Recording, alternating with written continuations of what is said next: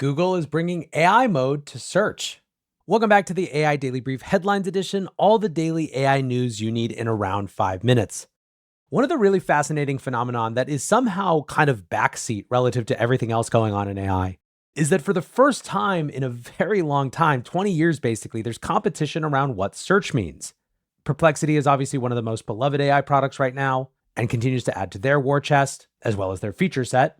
OpenAI, as part of their 12 days of shipments, expanded access to ChatGPT search to the wider world. And now the information is reporting that Google is planning to add an AI mode option to their search as well. The information source is someone who's working on the product who says that Google is planning to, quote, give its billions of search users the option to switch to an AI mode that looks nearly identical to its Gemini AI chatbot. Others have found indications that this shift won't just be about what you type into your computer, but also that there will be a way to talk to search. 9to5 Google found some indications in the code that suggest you'll be able to use mobile inputs, including voice and photos, as a way to search. A Google spokesperson was circumspect about all of this, saying, as our state-of-the-art models continue to advance, there's a huge opportunity to bring these new capabilities into search, helping people discover even more of the web. And to some extent, this is absolutely obvious. It feels very likely that in the future, there will be simply multiple types of search experiences for different types of queries. The type of Perplexity or ChatGPT search, where you're actually trying to get an answer to a question, is going to become default for lots and lots of types of queries.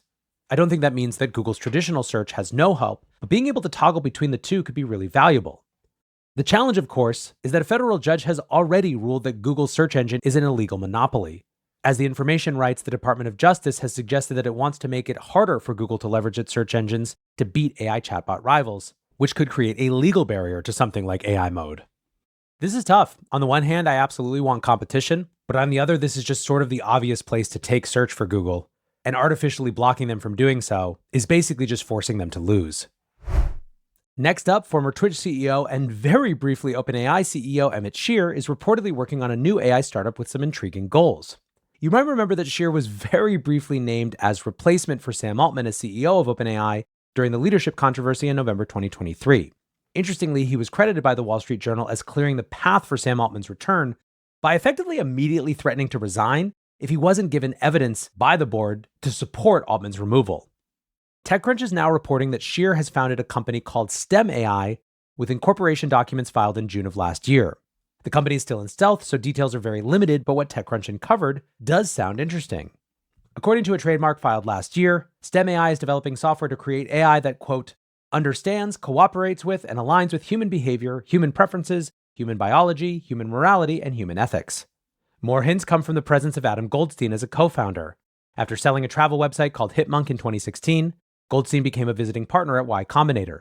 He also founded an incubator called Astonishing Labs to back bioresearch startups. According to his LinkedIn page, Goldstein spent a year at Tufts University's Levin Labs as a visiting scientist, where he, quote, developed new models for biological systems with a focus on cancer.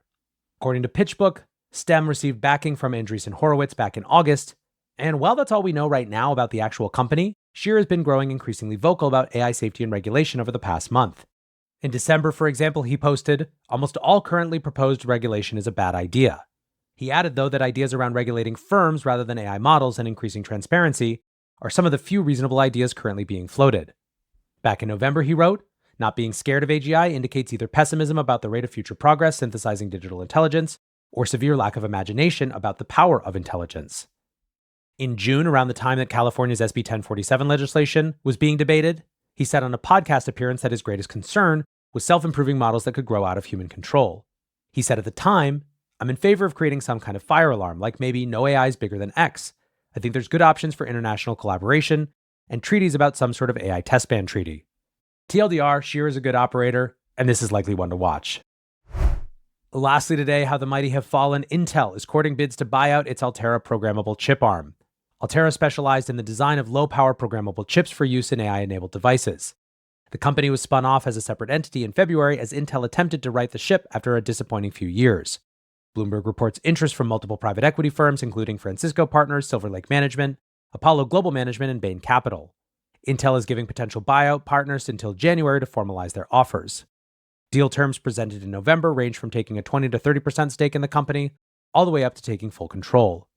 Bloomberg reports that Altera is being valued in the range of $9 to $12 billion, a steep discount from the $17 billion Intel paid back in 2015.